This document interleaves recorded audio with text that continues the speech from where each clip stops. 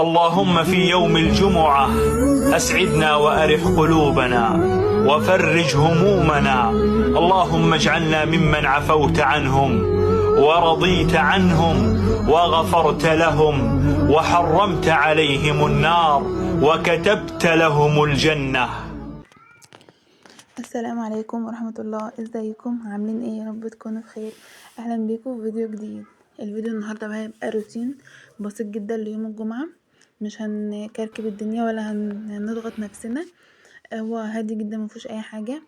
اول حاجة طبعا عملتها اول لما قمت فتحت الشبابيك كلها علشان بقى الهواء الجديد يدخل والدنيا كده تبقى متهوية وحلوة، مع ان الجو كان تراب والله وهوا، بس انا يعني فتحتها شوية ورجعت قفلتهم تاني. ودخلت بقى على البلكونة. اول حاجة بحب اعملها اول لما ببدأ ترويق في الشقة عموما هي البلكونة، بحب اخلص منها خالص كده وبعد كده بقى ادخل على بقية الشقة. عملتها بقى، شلت الكراسي والسجادة ومسحتها، نفضت الكراسي كويس ومسحتها وخلصتها بقى وقفلتها ودخلت بقى على الأوضة، لان البلكونة في الأوضة دي فلازم اخلص البلكونة الاول وبعد كده ادخل على الأوضة. اللي هنا بقى كنت البطاطين الموف دي كنت انا غسلاها ونشرها يعني، وشلتها بقى عشان اطبقها واعينها. هنا بقى كنت بطبقها عشان اعينها في الدولاب، عشان هفرش حاجات غيرها وكده على السرير. بس انا للاسف معرفتش اجيب الشنطة بتاعتها من فوق الدولاب، فطبقتهم كده قلت هعينهم جوه الدولاب لان أنا كده كده هبستخدمهم يعني. حاولت بقى ان انا اطبقهم تطبيقة كده اللي هي ادخلها الدولاب يعني، واحدة ظبطت معايا والتانية قعدت فيها يجي نص ساعة اطبق واحط ما تجيش مقاسها، اقوم مطلعاها ومحاولة تاني. هنا كنت عينتي دي بقى، دي دخلت دخلت على طول.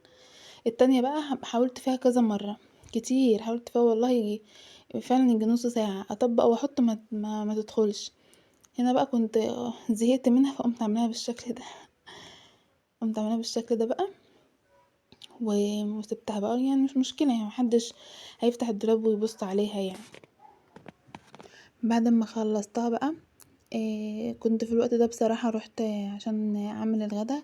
طبعا الغدا الرسمي لمعظم البيوت المصرية في يوم الجمعة سمك وسلطة ورز وكده. فانا كنا جبت السمك يعني من تحت وكده، سمك مشوي، وعملت بقى رز وسلطة واتغدينا ورجعت بقى قمت اكمل تاني السرير.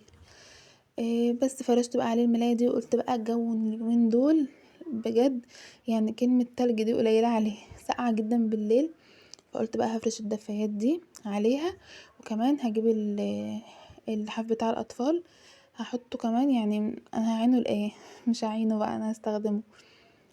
هو بيتفرد على الوشين فكنت هحطه على الوش ده، حسيت ان هتبقى الدنيا غامقة قوي فقمت قلبها على الوش اللي هو بتاع الاسمايلات ده، حسيته هيبقى احلى يعني. بصوا بس فرشته في ثانية.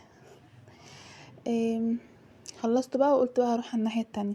بصوا هنا جميل وشكله هادي ازاي السرير، بصوا بقى الناحية التانية عامل ازاي ياما. خلصته عملته بقى، بس عملته مع نفسي وقلت بقى اكنس بقى الشقة كلها بالمكنسة. عايزة اقول لكم المكنسة ديت نوعها توشيبا، انا كنت متجوزة بمكنسة اسمها باناسونيك. هي كانت حلوة معايا والشفط بتاعها كويس جدا. قلت بقى ايه، كنا داخلين كده على عيد، قلت بقى اما مع تنظيفات العيد انضف المكنسة بالمرة يعني. فبفتحها بالصدفة البحتة، بنفتحها عادي جدا ما لقيتش فيها الكيس اللي هو بيبقى بتاع التراب، يعني بتاع التراب اللي بتشفط من المكنسة وكده.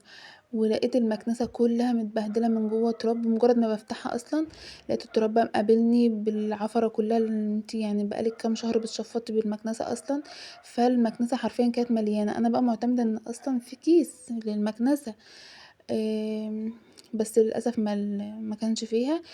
فانا حبيت اقولكوا كده علشان الحاجات ديت، يعني انا خدت بالي ان الحاجات دي فعلا لازم تتفتح يعني.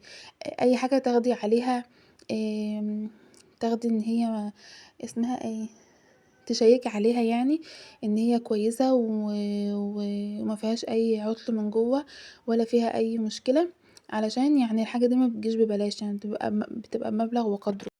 اتكلمت معاكم ونسيت اقول لكم ان انا في الحته دي بقى كنت خلصت وقلت بقى اعمل البخور وكده.